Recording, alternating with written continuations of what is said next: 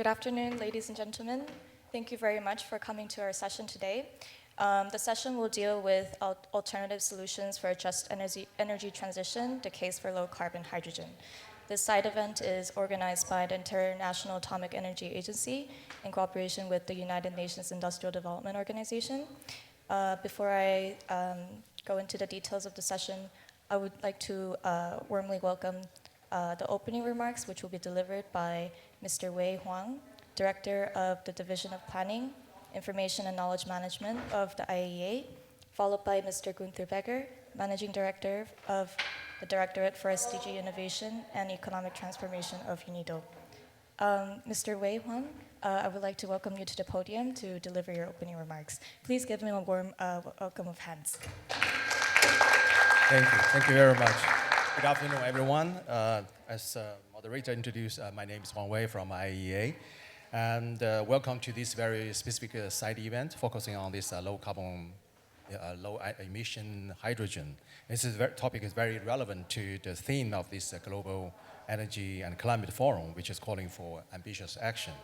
So when the whole world is accelerating towards the new net zero world, the hydrogen, the most abundant element in the universe, has been given a high attention thanks to its big potential in decarbonizing the hard-to-abate sectors such as heavy industry, shipping, and aviation, and also other like heavy transportation. So hydrogen has also supported integration of the variable renewable in the electricity system as one of the few options for storing energy 1 days and weeks and months.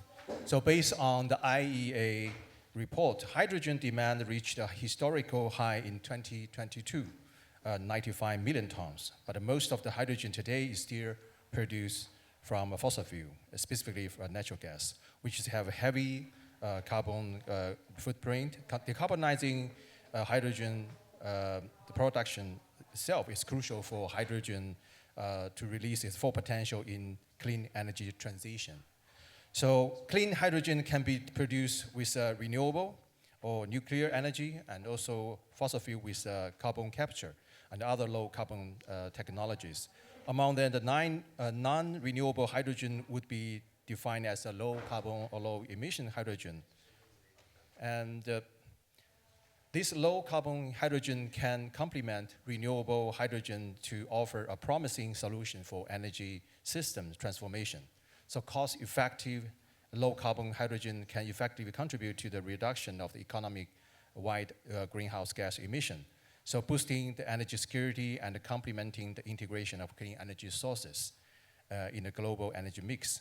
So IEA report estimate that based on the announced project, that annual production of a low-carbon, low-emission hydrogen could reach 38 million tons in 2030.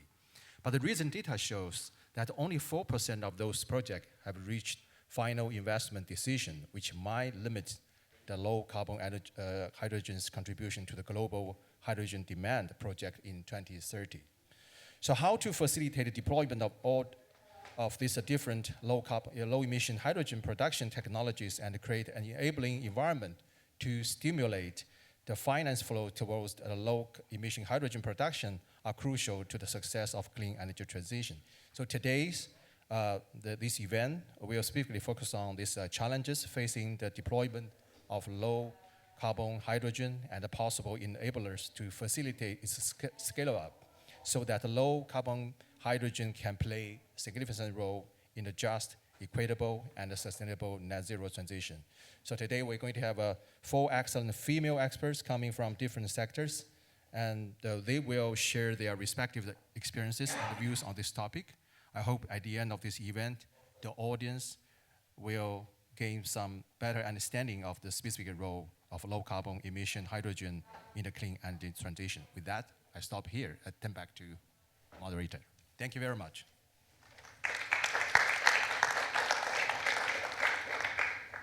Thank you very much for delivering the opening remarks. And now I would like to welcome Mr. Gunther Becker. Please welcome him with your warm hands.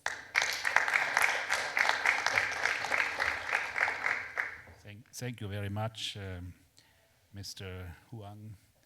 And I'm happy to hear that the panel panelists with 4 women, so we have a better gender balance here.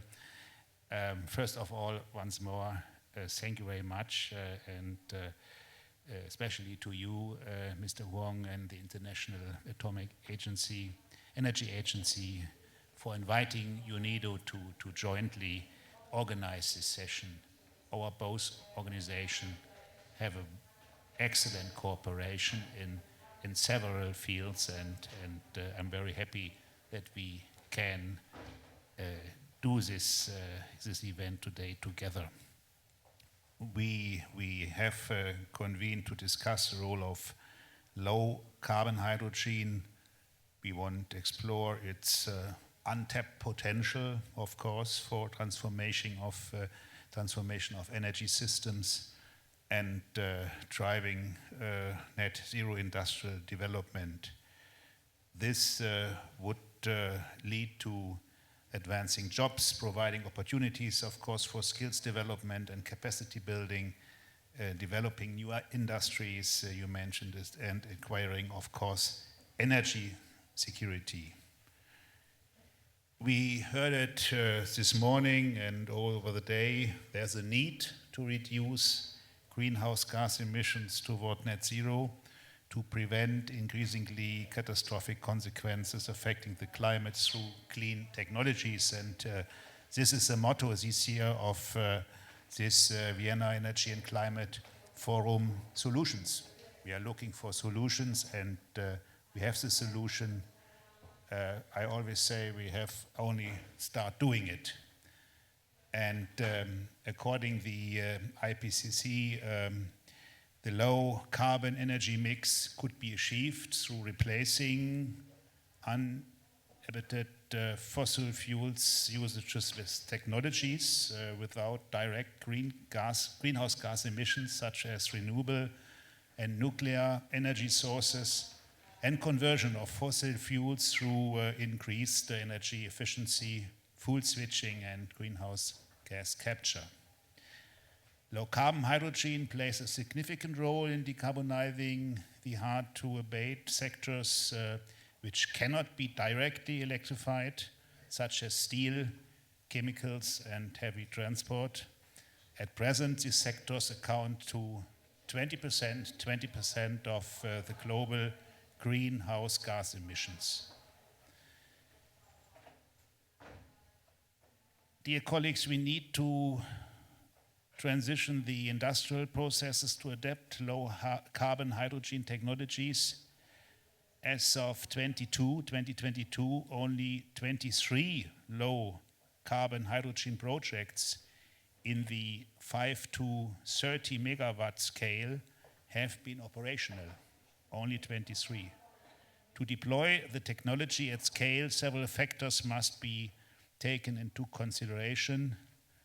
We need cost-effective electrolyzers and infrastructure, of course, for production and transport of hydrogen, policy instruments and standards which promotes the international market to effectively deploy low-carbon hydrogen and build a hydrogen economy.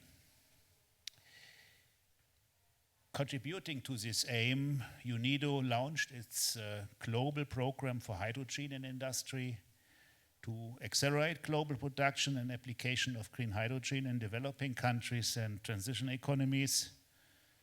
The program corresponds to UNIDO's motto in achieving progress by innovation and the vision for enabling a just hydrogen transition which puts social and environmental aspects in focus.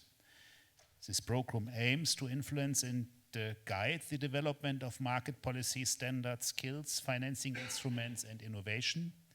It is a platform for exchange and coordination between key stakeholders that play an essential role in the development of the hydrogen industry. We also, and that is perhaps the most important point, promote tangible projects to accelerate the local uptake of green hydrogen in industries of developing countries and transition economies, especially through our green hydrogen industrial cluster model. But and that is also very clear. We cannot achieve this goal alone, and so once more, we need multilateral action. Our partnership is one very excellent example for that. Innovative strategic partnerships to drive goals further. And I'm sure that we will have a very interesting discussion today with you. Once more, thank you very much, especially the agency, you, Mr. Wong, but also thank you very much all the people and helping hands behind these events. Thank you very much.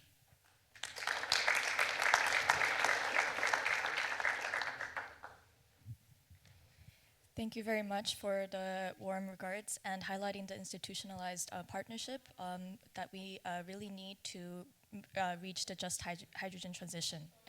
So without further ado, please allow me to kind of walk you through how this session will be proceeded.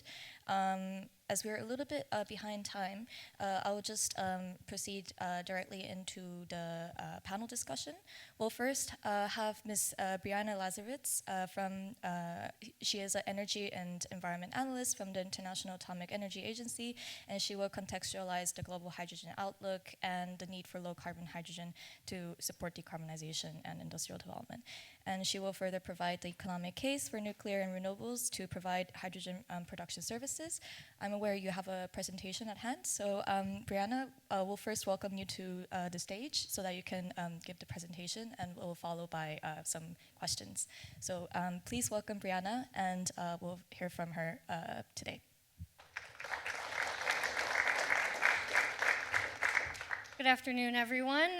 Thank you. I'll just jump right in. If you can advance the next slide, please. So giving a little bit of context in terms of the hydrogen transition, speaking about the entire energy landscape. Next slide, please. Oh, I have the... Well, yes, good. So thinking about global energy sector emissions by sector and scenario. So we often think about the energy transition. The thing that everyone tends to think about is electricity, but actually, as we approach 2050 and approach net zero, this is part of the International Energy Agency's World Energy Outlook, that emissions are going to be completely comprised of buildings, industry, and transport. So thinking about electricity and heat generation sectors, these are the carbon negative pieces by 2050, hopefully. And so we're using carbon capture technology, and then the focus needs to shift to buildings, industry, and transport, kind of these hard to abate sectors.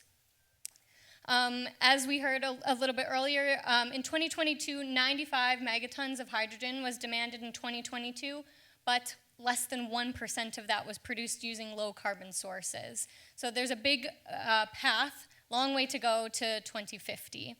If we think about global hydrogen demand in the net zero scenario created by the International Energy Agency, we're thinking about using less unabated fossil fuels for hydrogen production and much more low emission hydrogen, and that these will have various end uses.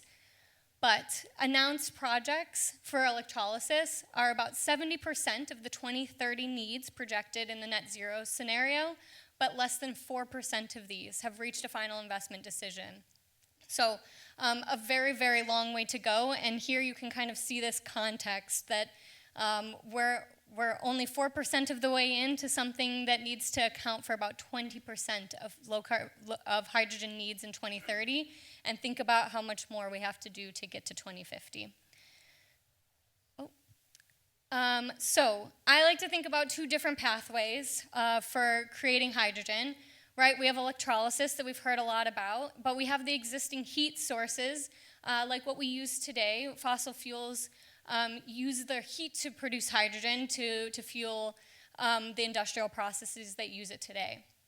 So there are many different types of energy sources that can produce. We use electrolyzers with wind, solar, and nuclear for on the electricity pathway for creating hydrogen. But nuclear heat can also be used in the same application. So some different considerations here. Of course, cost, but also efficiency. If we think about, we heard a little bit earlier about clusters, so not using maybe the electrolyzer simply paired with one individual energy source, but at a grid level, thinking about the most efficient use of all the low carbon energy sources that make up a grid in order to create hydrogen during time when there's excess electricity on the grid. And moving away maybe from this colored system towards a system of just low carbon hydrogen using clean technologies, low carbon technologies to produce hydrogen. So thinking about decarbonization beyond power, as I mentioned, buildings, industry, and transport are going to make up the majority of carbon emissions in 2050. Of course, these systems are going to be highly complex and very integrated.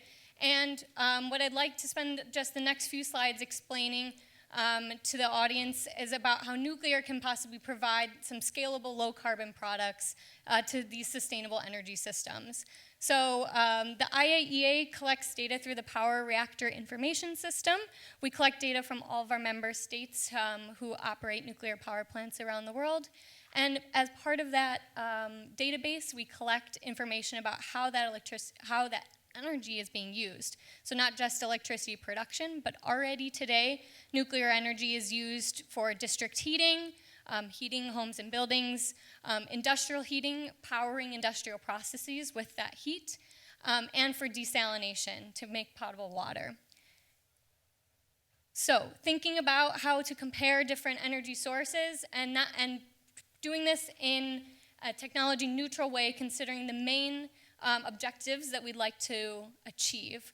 So from the UN Economic Council for Europe, they produce a report every year comparing different metrics for energy technology.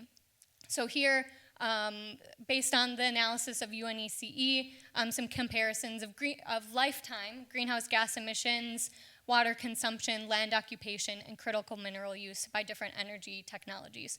So here I'd like to just pose an objective, focused way of thinking about producing hydrogen for the future and not technology specific. So this is my last slide. I would like to just highlight a little bit of the work my team at the IAEA has done on looking at some current demonstration projects that use already existing nuclear power plants. They're hoping to create low carbon hydrogen using these plants. So what we've done is taken a survey of, I apologize that it's a bit small, but different utilities and energy organizations around the world and looking at their demonstration projects today using existing nuclear power plants. And the goal of this is to think about the low-hanging fruit, those easily achievable objectives that can help to lower greenhouse gas emissions today.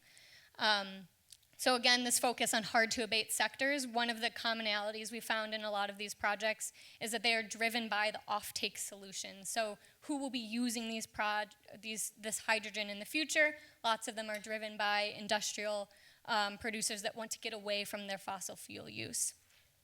So in energy systems where we also have increasing shares of variable renewable energy, I think we can all agree that hydrogen is an option for storing energy and increasing the flexibility of these hybrid systems. So whether the hydrogen comes from any low carbon source, we are enabling and unlocking a low carbon future. Thank you.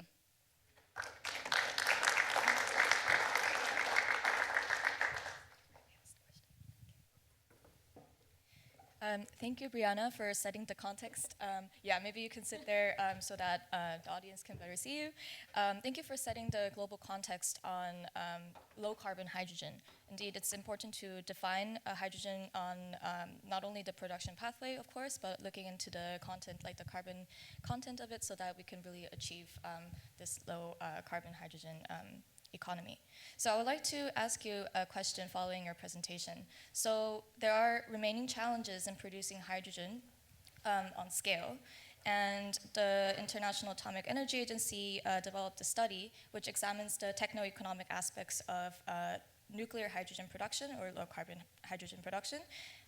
Could you tell us 2 key enablers that you wish to be addressed to accelerate this uptake and further see the deployment and application? Sure, thank you. Okay, so we had a couple of main takeaways, like you said, from the report, but I think it's applicable to all low carbon energy sources that would be used to create hydrogen. One of the first enabler is government support, right? And what we see oftentimes with government support is that it can be very technology focused. And instead of possibly enabling some technologies and not others, a kind of more cohesive view at looking at what the main goal is, which is decarbonization, is really key. And so thinking about that in terms of government support was one of the key enablers of a low carbon hydrogen system. And the other, I mentioned a little bit in the presentation, but the idea of clusters, of kind of pairing that maybe push from the government with the pull of like an offtake. And thinking about who wants to use this hydrogen, what do they want to use it for? For a lot of industrial processes, we found that the use of nuclear to produce this low carbon hydrogen was useful because of the fact that nuclear is such a reliable, can be operated very consistently for many days of the year. You don't have this variation. So you're running your electrolyzer more often, you're achieving your efficiency there, and then you have a consistent source of heat or of hydrogen to power an industrial process. So I'd say I think that the key unlockers are kind of a push, that government, that public support, and then the pull, who's using it, how do they want to use it, and thinking about what technology or what goal they're hoping to best serve. Thank you for this point, and we would really appreciate to further, let's say, deep dive after we have our panelists all on board, so that we can really look into the industrial clusters approach, because you need to also develop the green hydrogen industrial clusters model, and we really highlight the sector coupling, the energy efficiency aspect, and of course the cost effectiveness that you can achieve from this clustered model. So next up, we would have Ms. Mamiko Masutani. She is the chief of the Japan Hydrogen Association.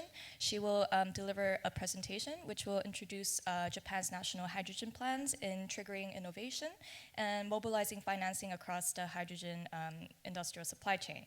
And further on, she will discuss the role of industries in promoting a hydrogen economy based in the approach of Japan, and outline the importance of a public-private partnership to establish an inclusive hydrogen transition. So, Ms. Masutani, you have the floor.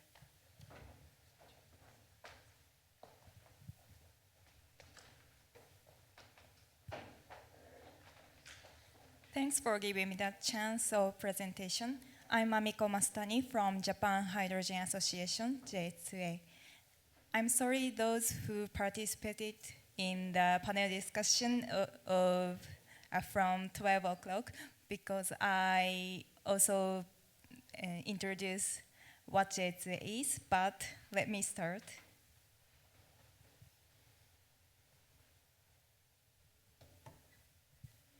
Look at this overview. JHA's activity started activity from December 2020 as a private group with 88 member companies.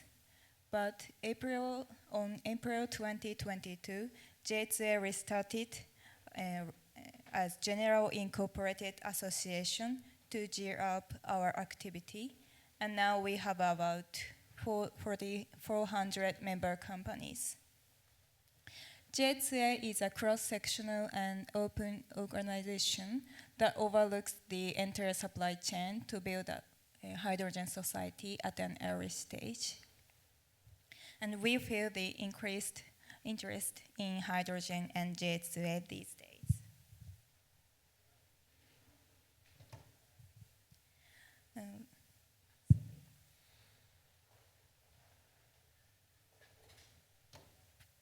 We have 3 co-chairmen, Uchiyamada-san from Toyota, and Kunibe-san from Sumitomo Mitsui Financial Group, and Makino-san from Iwatani Corporation. And there are 25 executive board members from many kinds of sectors.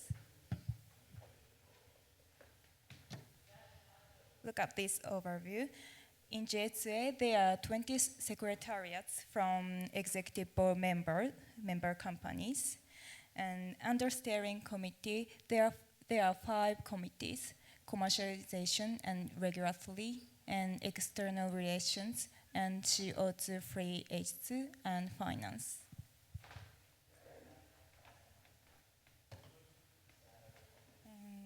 This is background of establishment.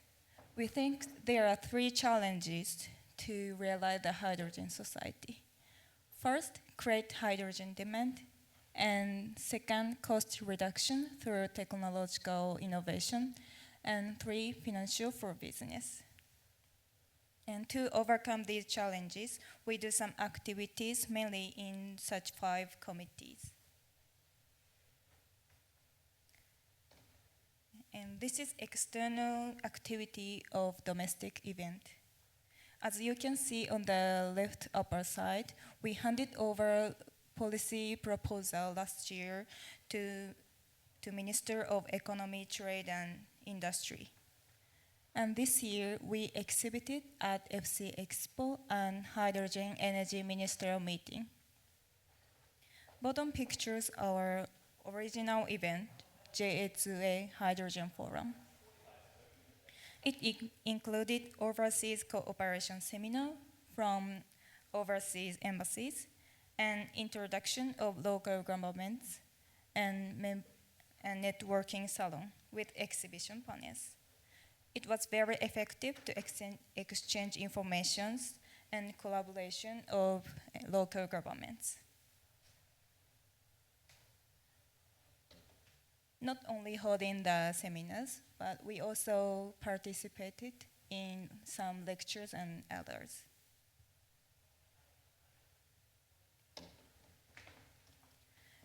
This is international cooperation. We included many MOU with the Overseas Hydrogen Organization to collaborate, to exchange some information and some collaborate, such as holding company together, holding seminar together, and so on.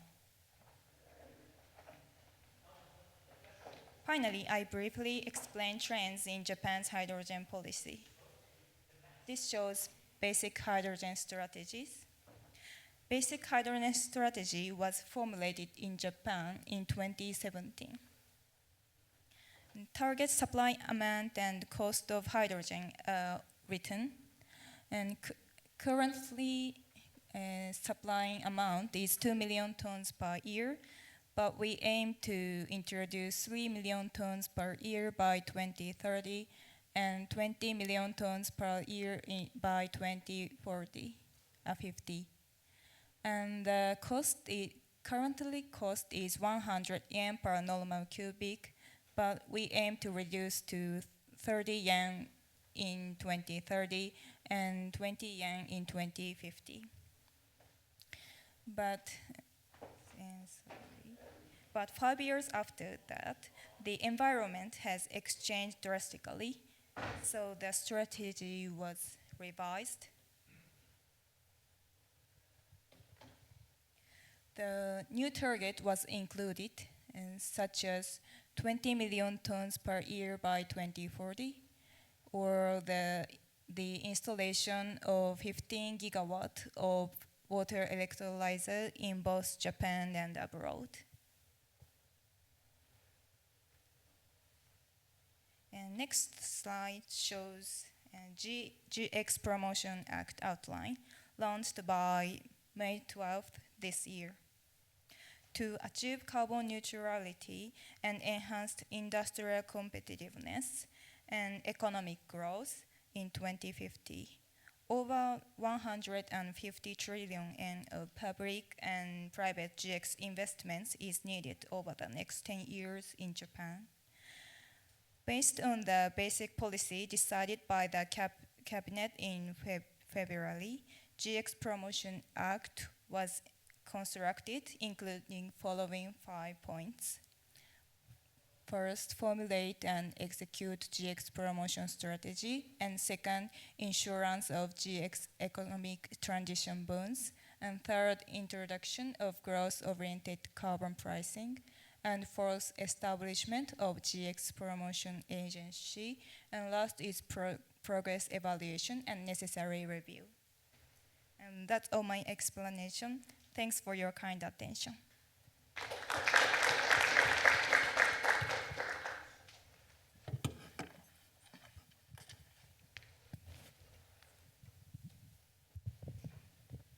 Thank you, Ms. Masutani, for setting the context on Japan's approach upon the country's revision of its national hydrogen strategy, and also really honing in on the competitiveness of its domestic industries. So I also wanted to kind of highlight that the Japanese government also established the Green Innovation Fund, which really supports the scale-up of electrolyzers and implementing its innovative technologies within Japan. So based on this, it will be really interesting to hear what are the challenges that are remaining in the production of hydrogen, because as we have briefly discussed, reducing the production costs rely on domestically produced let's say, like for the low carbon hydrogen, the electricity. So what is the role of industry in addressing this bottleneck, and how could public-private collaboration support in accelerating the expansion of low carbon hydrogen within the country? Thank you.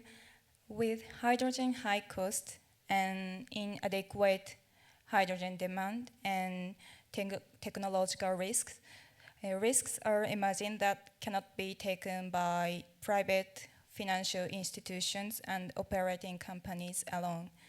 And to promote the hydrogen society, the production and transportation and storage and consumption should be regarded as a single value chain, and policy support should be introduced so that there are no contradictions in each phase.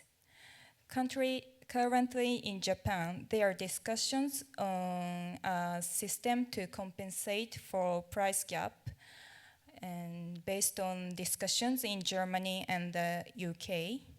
And Japan promotes social implementations, and demonstration experiments using GI fund to establish the hydrogen value chain. We have high expectation that these efforts should be successful and lead to the elimination of hydrogen price gap with existing fuels and the creation of hydrogen demand and the establishment of hydrogen value chain. Thank you. Thank you for that point. And now we would like to bring a different case coming from South Africa. Please welcome Ms. Yudi Mabuza, who is the Science Counselor to the European Union of the Department of Science and Innovation of South Africa.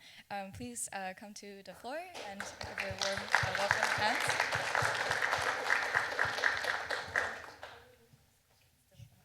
So if you can grab a mic, I would like to ask you some questions regarding about South Africa, because now that we are looking into specific country case scenarios about hydrogen targets and flagship programs, it would be really interesting to hear about South Africa's Hydrogen Society roadmap, which really settles targets to ramp up electrolysis capacity and creating an inclusive hydrogen society.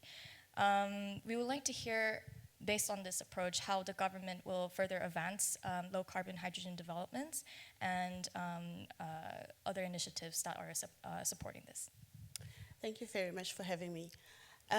For South Africa, this is one journey that we've been on since 2007, and we started that with the strategy on the hydrogen research and development. We moved along right up in trying to make sure that we capacitate the country in ensuring that we are ready for its uptake when the hydrogen economy becomes a boom. So with that end, we ensured in making sure that we use our assets as a country, and those assets are in threefold, which is our geographic location in regards to the renewable energy that we have. We have a lot of high concentrated heat spots as well as wind for renewable energy that we can use. Furthermore, we wanted to ensure that as much as the platinum leaves out of the country in raw form, we need to ensure we beneficiate. And the very reason we want to do that, it's linked to the fact that we want to have an input into the economy, but also to alleviate inequalities throughout the country by creating jobs. And this is one opportunity for beneficiating that mineral so that it doesn't leave raw. But thirdly is the fact that we have the Fischer-Tropsch technology, which is by Sasol, and we want to use their existing infrastructure as a brownfield to inject into the renewable energy that comes in from the green fields that we would be establishing.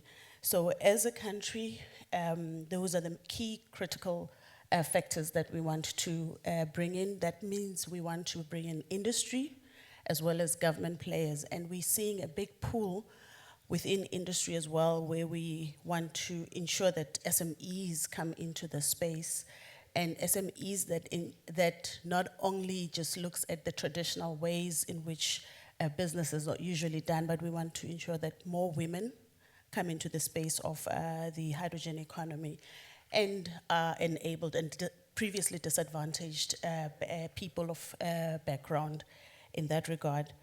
But in short, it's an opportunity to revamp our country and re-industrialize the sector. And lastly, just to point out is that we are aiming to deploy 10 gigawatts of electrolyzer capacity in the Northern Cape, which is a totally new greenfields project where we are going to build a new port, and it's the very spot where there is the highest concentrated heat spot in the country. So we plan to do that by 2030, but also we want to produce over about 100 kilotons of hydrogen annually by 2030 as well. And this is forecasted then to create over 20,000 to 30,000 jobs in the country. Yeah. This really feeds in nicely into the next question regarding the Platinum Valley Initiative, which is focusing on the establishment of hydrogen valleys within the context of South Africa. You mentioned about the brownfield and greenfield. So it would be really interesting to further hear about how are the developments ongoing for these Platinum Valleys, and how do you envision multilateral, multi-stakeholder cooperation to really advance this initiative? Yes, thanks for that question. In regards to the platinum hubs or valleys, we have identified, following from the launch of the hydrogen roadmap strategy, we launched a valley what we have earmarked as, I'm now wanting to explain, our import and export route of the country, coming up from the north part of the country down into the east coast.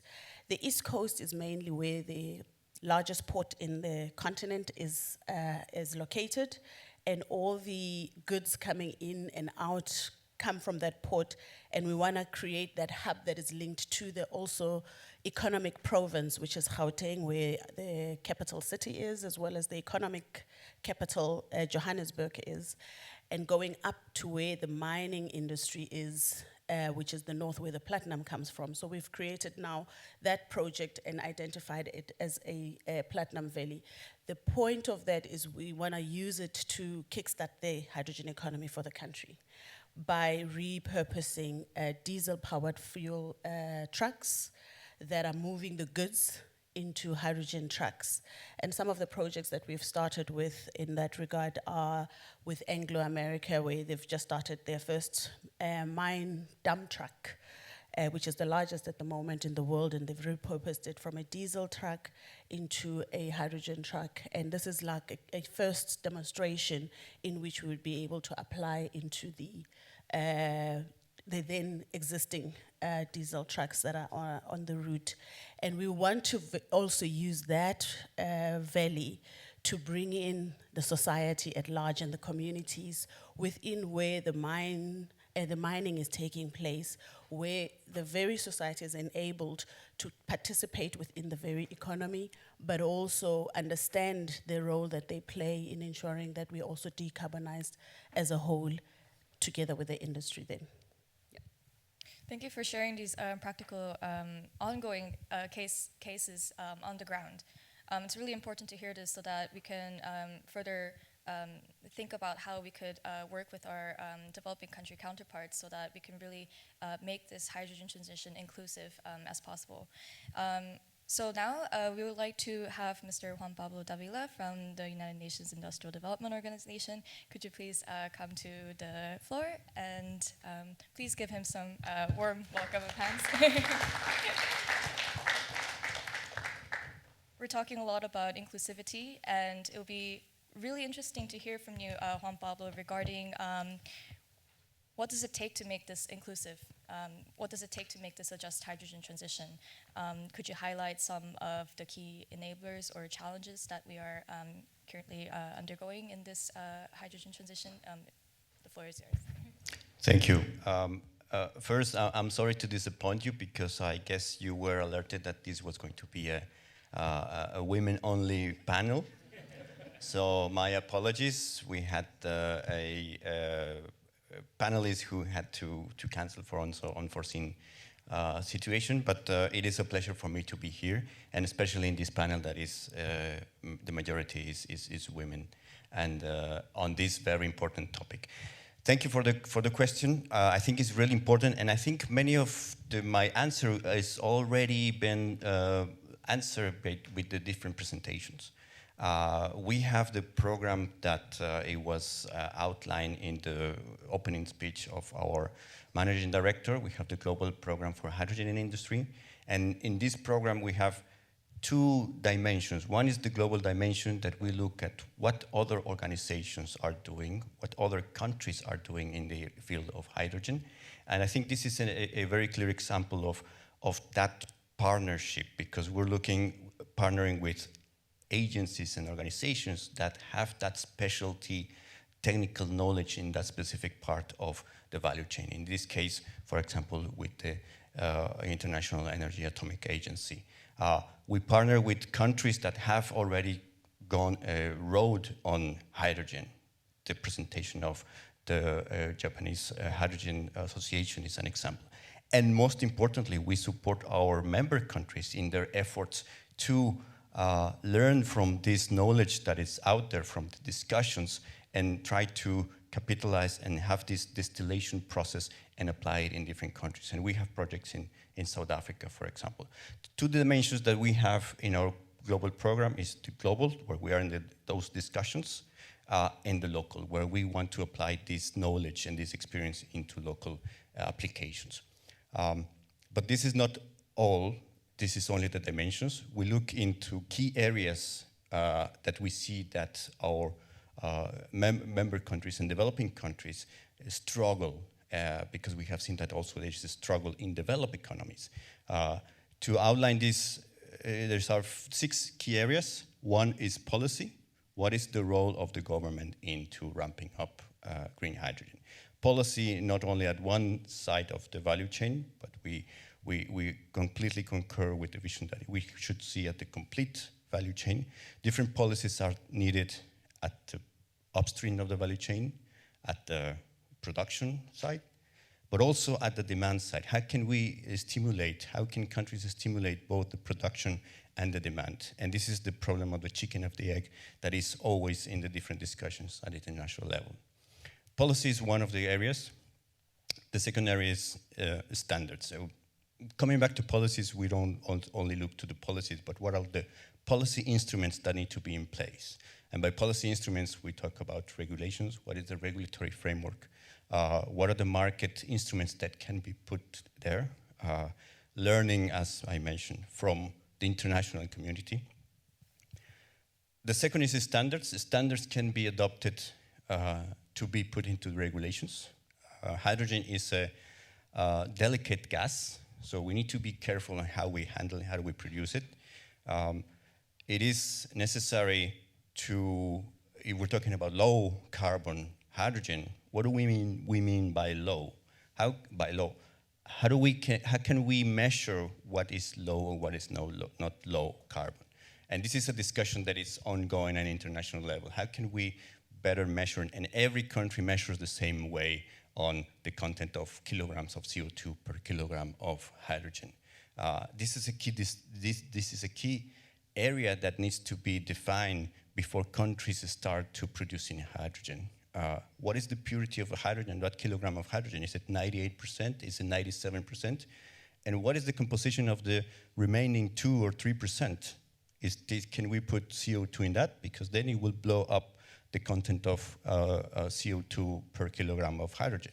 So these are discussions that we look at and we put into our different programs in the countries where we work. That is the second area on standards. A third area is skills. It was mentioned. There's a need for different skills along the value chain. There's not the same skills at the production, at the storage, at the distribution, and at the end use. To put an example, Europe has done a study to identify what are the key skills that are missing. And we see electrochemical engineers, of course, that will be needed. Can we anticipate that preparation, those skills in the workforce that will be working eventually in those value chains in those countries that want to ramp up hydrogen? We need to anticipate that preparation with different vocational training program, universities, etc. A third area is on innovation. We also want countries to be a part of the innovation area on hydrogen. Not only be buyers of technology, but develop their own innovations, their own applications. The case of South Africa to put a fuel cell in these mining trucks it's a great example to start going into that direction. Investment is very important. We also look at investment. It is a crucial element, and we see what are the financing models and how we can, with our partnerships, pave the way for investments to land safely and land, more importantly, sustainably. It's not about getting the money, but it's getting the money for the right thing, not only for the production, but also that remains something in the country, in the society, and in the environment. And the last element is on the coordination. The value chain of hydrogen requires different coordination from different ministries, not only the Ministry of Energy, we have Ministry of Environment, Ministry of Industry, Ministry of Finance, different ministries that need to be coordinated in this. I will stop here, thank you. Yeah, thank you very much for the comprehensive answer on how we may address these key enablers to make this transition possible. Just one short question regarding the aspect of skills and capacity building, because we briefly discussed about how important it is to create domestic value within developing countries, particularly for low carbon hydrogen. It would be really good to hear your perspective on what kind of skills that are required to manage the entire industrial supply chain.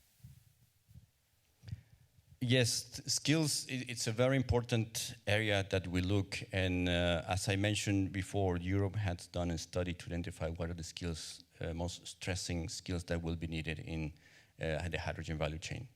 And they have identified electrochemical engineers, they have identified certifiers, people who can certify the processes, they have identified electrical engineers. These are the skills that Europe has identified. Now, the question that we have is, if this is Europe, what is the situation in other countries that are just starting their processes? We have identified different set of skills along the value chain to really work with developing countries to anticipate these needs. We have mapped out about 72 different skills from hydraulics, from gas, from thermodynamics, from welding, from drivers. I mean, it can be as simple as drivers. A driver who uses a diesel truck may need different skills to drive a hydrogen truck. It's not about the red light, the green light, and turning right or left. It's about giving the maintenance and looking and to anticipate what are the needs to be set in place before we run with that truck. One example as well that we see here in this region of Europe, discussing with a developer, we ask the question, what are the skills that you find hard to find? And the answer was technicians that can install solar panels. So this is a thing that it is in demand in this part of the region. It's as simple as that, because this is really at the base, at the upstream of the value chain if we're going to produce hydrogen. So we need to anticipate that the skills are well developed for the regions, and the benefits on the social employment and jobs remain in those regions. Thank you. Thank you very much to all panelists for addressing these challenges and enablers, particularly coming from international organizations, industry association, and from the government.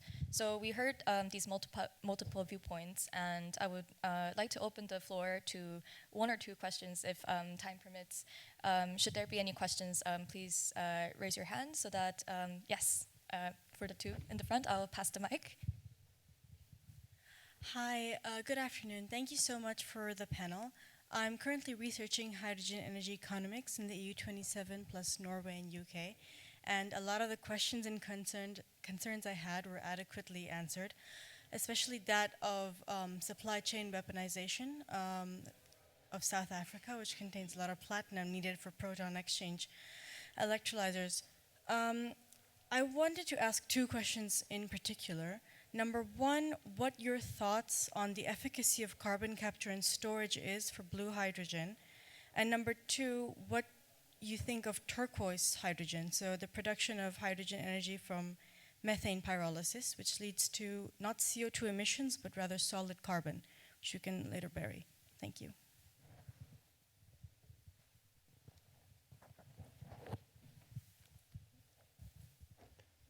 Ladies first.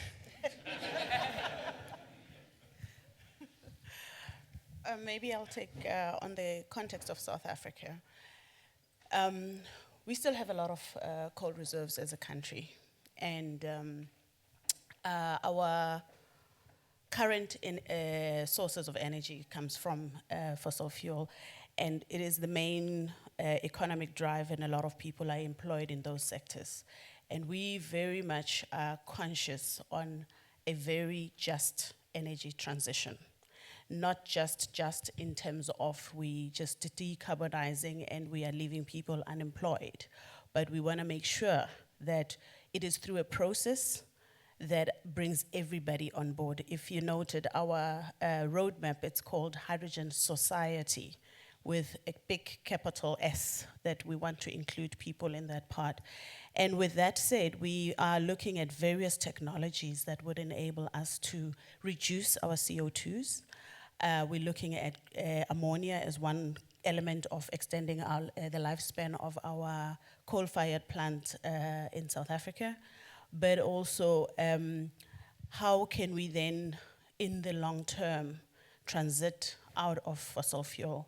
And that's one of the key elements in which we're trying to do as a country at the moment, with a trajectory that it should come to an end at the end of the day. But when it does, it shouldn't leave people behind. Thanks. The gentleman in the front.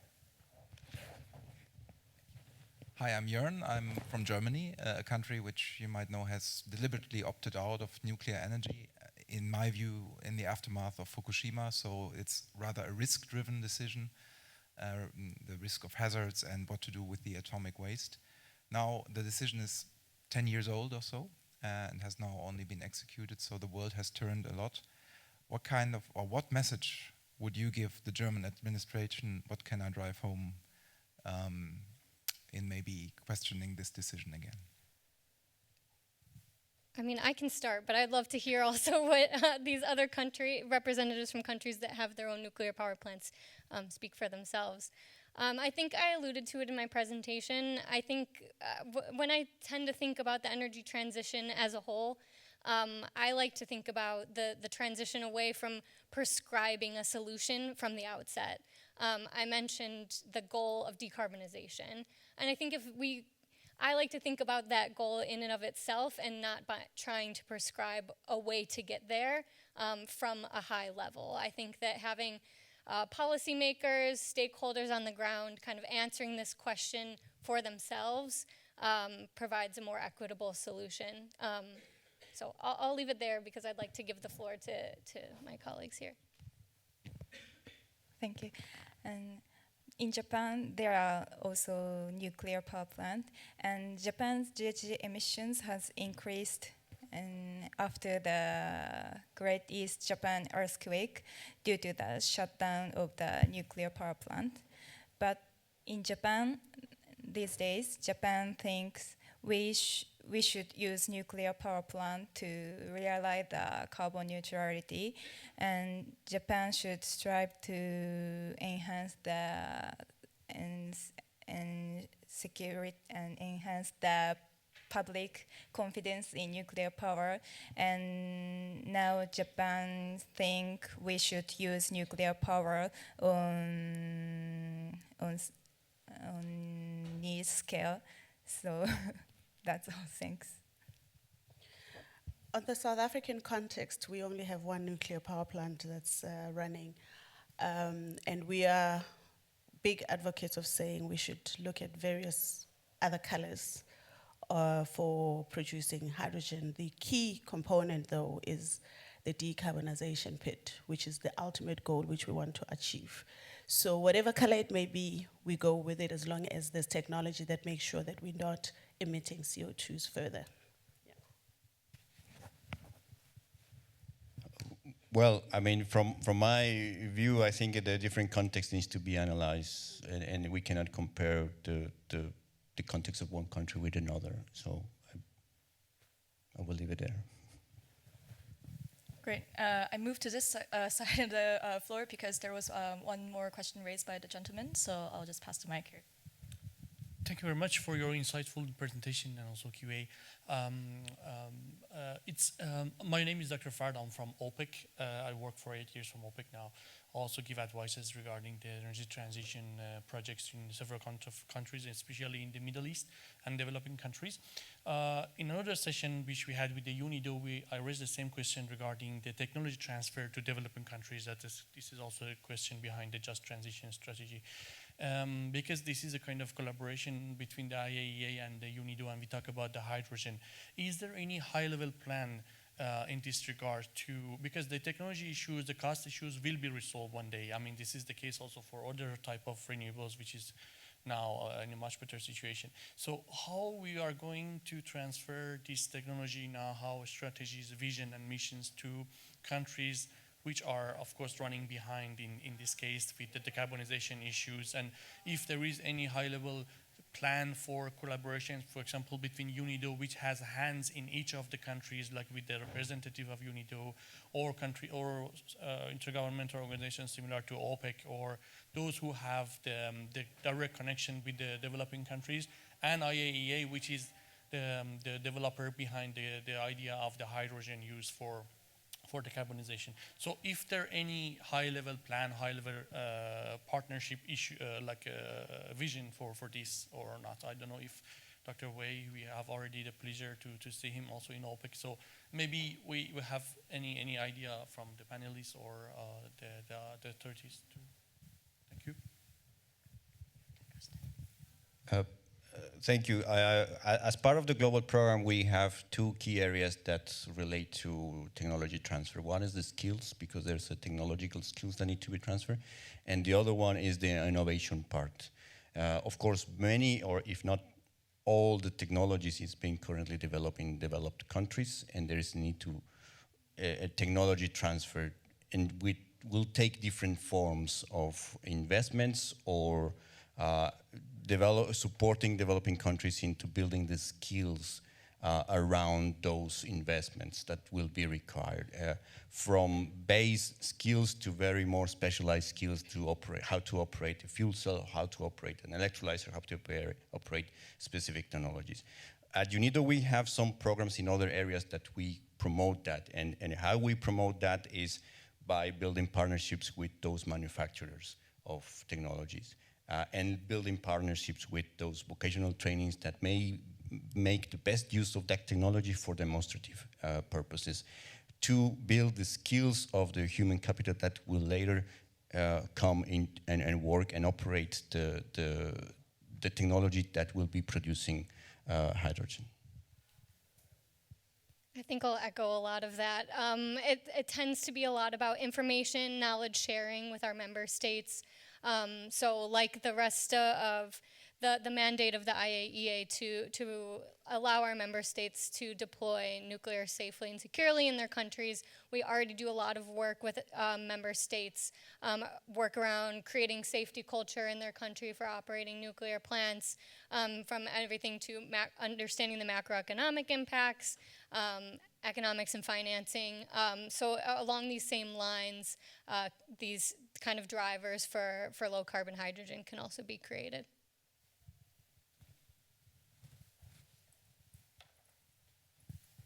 Just resume back to the podium. I was running around a lot today.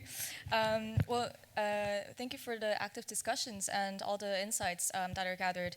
Of course, it was very insightful hearing about setting the context and definition about what is low carbon hydrogen, and then looking into more of a country-specific case study from Japan and South Africa, respective of the policy targets that are established within each country's national hydrogen strategies and roadmap, and also seeing how industries can really support this goal in cooperation with the public sector.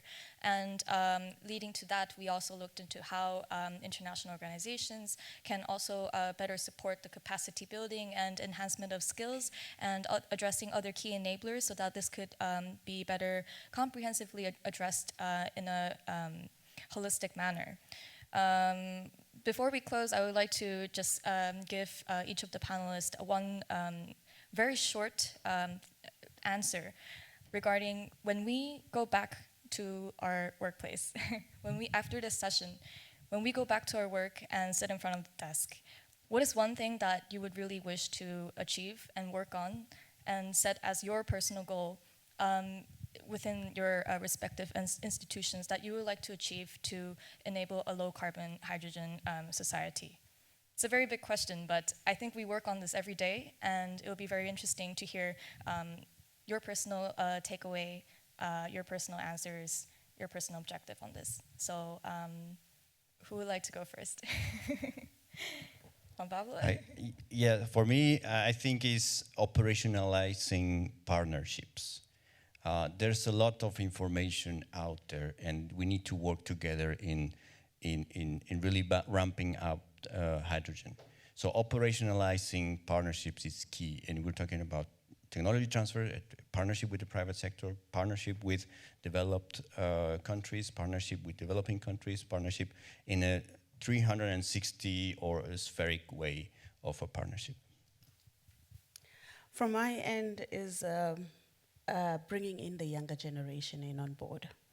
It's much more critical that we ensure that they know and understand what is at stake and what is currently being planned for their very future, so that they can also bring in some inputs and have some word into it. And by younger generation, really going very early on, childhood-wise, right up to university level, it is important that we play that part and ensure that we bring them in.